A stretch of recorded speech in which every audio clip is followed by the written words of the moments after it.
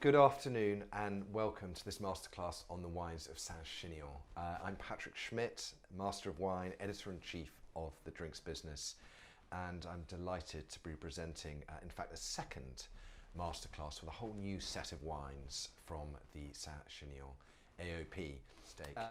So this is Domaine de Jugla. And I think this is interesting because here I'm not being able to say we're dealing with schist, even though I've highlighted it in my notes, or limestone, because we have two.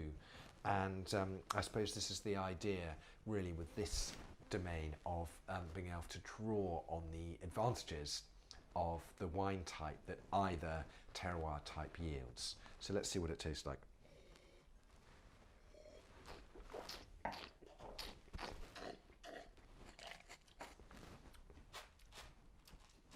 So, this is interesting. I really like this wine.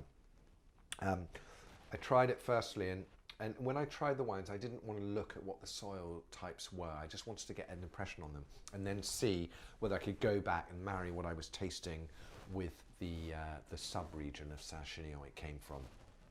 But this wine, I think, does do a bit of everything. It has some of the spice. It has some of the dried herbs, it has some of the flesh, it has some of the warmth, it has some of the dried fruit. But I think that's a really nice, really complete, interesting wine. We're not tasting the kind of hot, sweet red fruit characters that you get with Grenache, because there isn't any Grenache in here.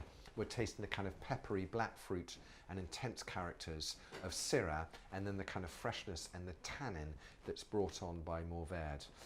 And then I suppose we're getting some of the character of schist and then some of the richness from limestone.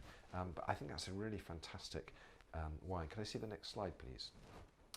This was just to give you an idea of what the landscape was like at the domain, and just give you a sense of what Saint-Chinian is like as well. You know, these amazing landscapes that you get down in southern France is that, you know, you look closely at the soil and it's arid, it's free draining, it's infertile, but then you look across and the landscape is just amazingly green with all these incredible plants that are adapted to these extraordinary landscapes, and manage to thrive and give that veneer, that sense that actually it's a very kind of rich,